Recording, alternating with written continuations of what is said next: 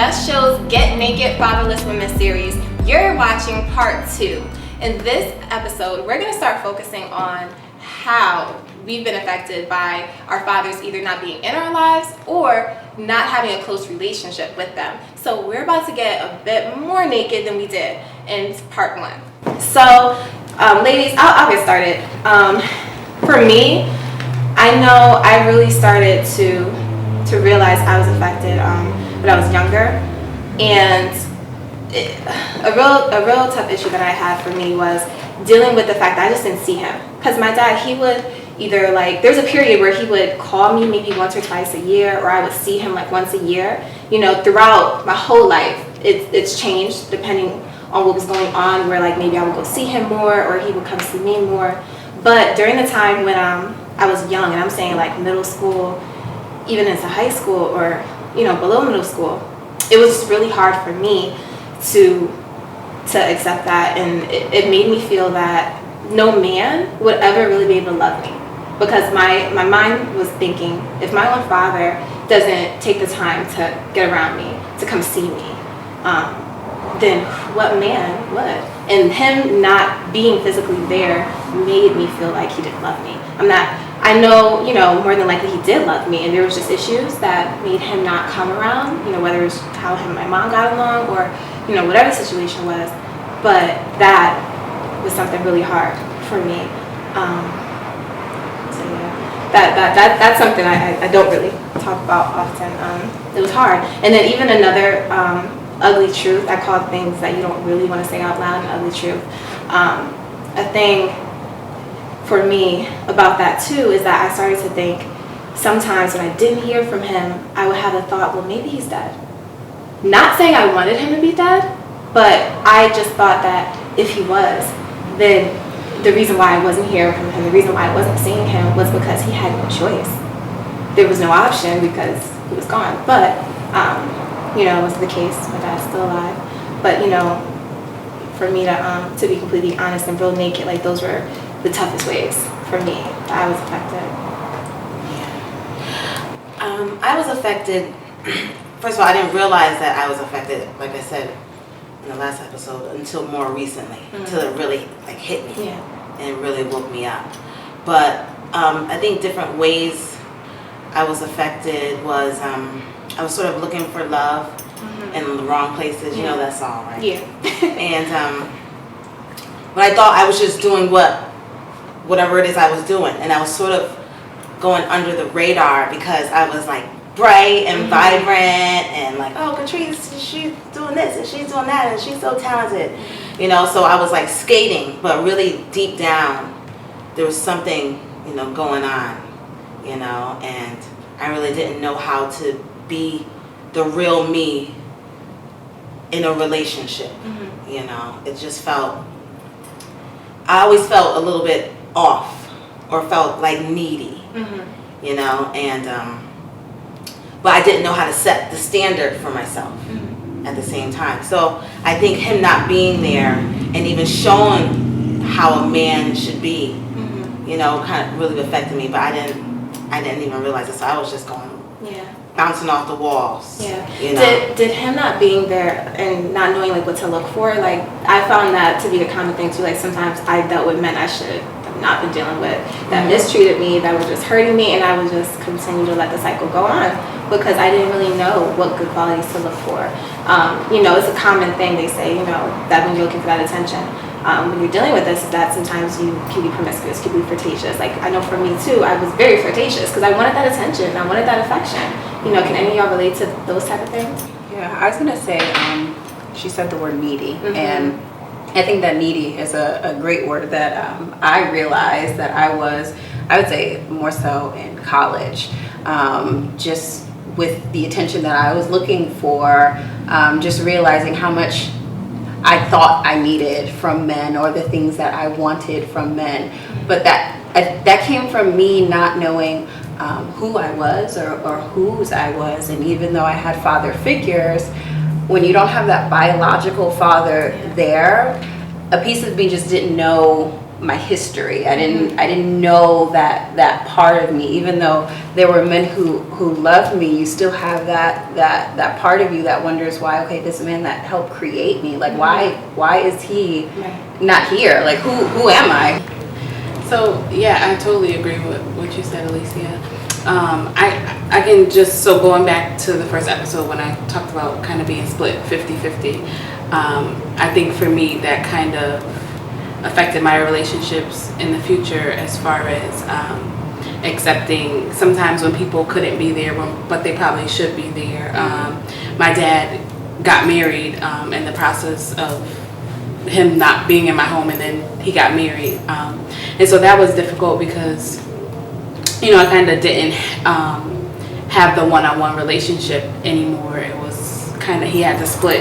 Even that time was split. So it went from already just seeing him halftime to that halftime being split because we had to share that time. And so kind of from that point on, him being in a relationship and getting married, we didn't get that individual time where I feel like I could have grown and gotten closer and understood, had more talks about things.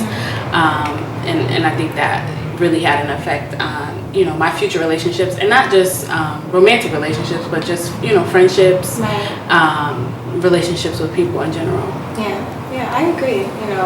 Sometimes just that lack of a presence and intimacy, it just blends into other relationships. Like I know the quality time piece, like that's like a real strong love language for me. And so in my relationships, I equated that to you showing me you love me, by how much time you spent with me. And not just, romantic, even in friendships and, family members. I felt like that. How was that piece though with the stepmom? Like, did that affect you at all? It did have an effect on me because it, like I said, it wasn't, not because I don't want to sound selfish, not because it wasn't just me and my dad anymore, but also because I don't think, because my stepmom didn't have children, and I just don't think she really understood what it was like for my dad having a child and trying to figure that out. So that piece was difficult, us trying to understand our relationships with each other. I'm his daughter, you're his girlfriend, wife, that's two different types of relationships. And so then that even was a process. Now things are good, and I thank God, but I know when I was younger it was difficult for me dealing with that and having to, like I said, share the time. So whereas I went to my dad's house every other weekend, and so it wasn't just me and my dad who went out to eat. It was the three of us. And I never really got that me and my dad time anymore. It kind of just ended. Gotcha.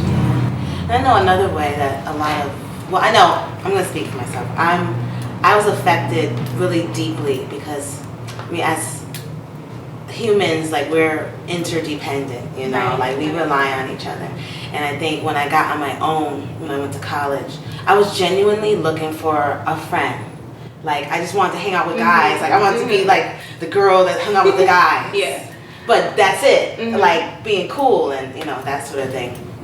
And of course, I was attractive. And so the guys, they were there.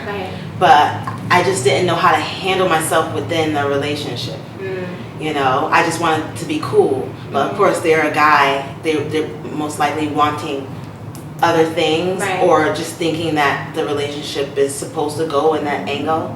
So I wasn't strong enough to guide it. My mom did the best that she could. She always uplifted me, and very encouraging. But I think there was another part of me to kind of balance that feminine energy out. Like it wasn't there. So then when I'm in a situation with a guy, I didn't know how to say no. I didn't know how to set that boundary and to be okay. I was just kind of happy that they wanted to hang out with me and that they thought I was pretty and that they wanted to, do all that with me. I think that goes along with, I'm sorry. No, go ahead, you're fine. What I was saying before, and not knowing like who you are, because I think once you know who you are, then you have that strength to say. You have that strength to say no, and you don't just let it happen even though you don't want to, and then feel like crap afterwards. Because I know that's what I dealt with. Just growing, and I didn't talk to my mom that much. You know, you act like everything is okay, and when you do get attention and you're not sure or you're not even into your womanhood yet, and you just let things happen, and I think from there you lose pieces of yourself. And I know for me, I got weaker and I got weaker and I got weaker to the point where I broke and I had to like find myself all over again. So I mean, I think it's such a natural reaction because we want that love and affection as human beings, period. We need that, but as women, you need that from your father. Like, that's part of his responsibility as a father, to be affectionate for you, to show you like this is what a man should be doing to treat you, and you need that attention and that love from the male, or else we start looking for it in other places. You know, because I was very flirtatious and I enjoyed attention. I don't care if it was a beep with a horn. I don't care if you know, he was saying, "Hey, Ma, what's up?" Like, it made me feel good. Like, "Oh, you think I'm pretty?" You know, and guys would like tell me like, "Oh, you look good. Look at that fatty." You know, like all of that stuff, that attention. It's not really the kind of attention you should desire, but it made me feel good. You know, when I was younger, and I think that happens to a lot of us. Yeah, you know, because we're just, there's different levels to relationships. Yeah. And you have to be taught that. Yeah. Not everybody that comes into your life you're supposed to be, you know, getting that deep with. You know, so I think I put my body, because I didn't know who I was, I didn't have a high self-esteem. I had this mask over, like I was okay, like I was going to be okay. You know, I kind of put myself through a lot of trauma. I put my body through a lot of trauma. You know, like just letting people enter me that should not have, you know. But I'm cool now, like I'm great. But those experiences, you know, just made me realize, wait, they weren't supposed to get there, you know. And then from the result of that, and not like protecting myself and things like that, you know, I put my body and my emotions and my spirit through like trauma, you know, with, you know, having to terminate babies because I wasn't ready, you know. And it really wore down on me in my 20s. Like, when I think back in my 20s, I'm like, they weren't great. You know, they were not great, you know, but I appreciate that. I appreciate it, you know, because it made me who I am today, and I love who I am today. And being able to, because God always brings it back around. He'll keep bringing it back around until you get it, you know, and I knew it. I knew there was something that was following me. There's a Deion Kipping song. I got something following me, right? There was something following me. And so I knew that everything was going to be okay. And I knew that these were all tests. But I didn't know what the foundation was. And finally, you know, after this last time, after having my last baby, I was like, oh, I got daddy issues. Where's my dad? Who I love, who I know loves me, but I need to lay this out.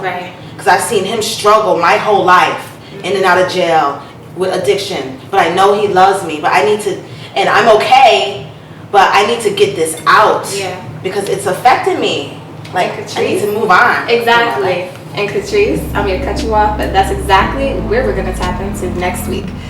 So, thank you all for watching. I hope you have enjoyed this conversation and that it has enlightened you into the daddy issues and the ways that women are affected by not having a close relationship or just not having a father at all in our lives. So stay tuned. I have another Jess moment coming up. All right, we'll be right back.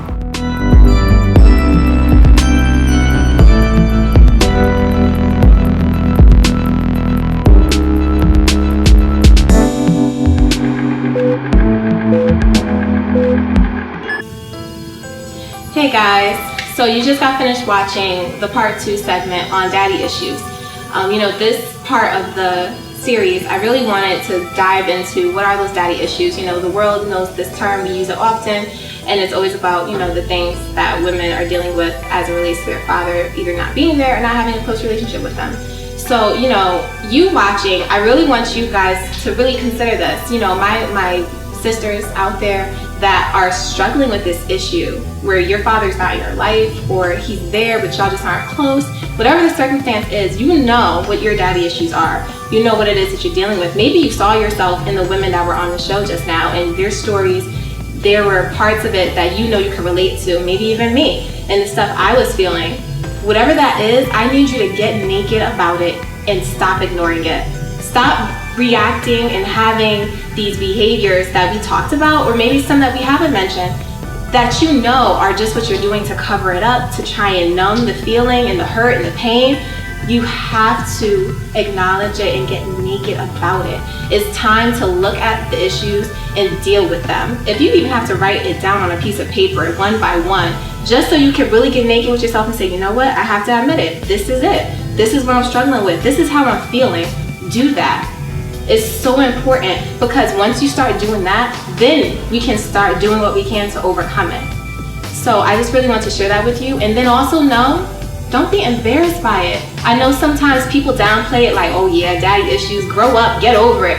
Listen, those that are in it, you know the struggle is real. We use that as a meme for funny stuff, but this right here is real. The struggle is real when you deal with not having your father in your life and the ways that it affects you. So don't be ashamed, don't be embarrassed. I don't care if you're 20, 30, 50, or in your teenage years, or younger than that. You are a real person dealing with this. So it's okay. Don't be ashamed by it. Look, you're not alone. As you can see, many women all over the world are dealing with this. So don't be afraid. Don't be embarrassed, okay? I cannot stress that enough. So get naked. And I want to hear from you guys.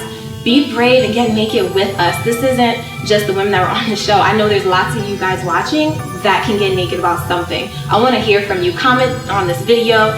Even post and use the hashtag #GetNaked. You know, post. You know, I find it hard to have a relationship, you know, romantic relationship with men. If that's your daddy issue that you know is the hardest, post that, hashtag it, get naked. I want to hear from you and know what it is that you guys are struggling with and what is your daddy issue. All right, I thank you all for watching. We're going through this journey together. We have one more part to the series, so make sure you tune in next week, okay? I love you all. See you next week.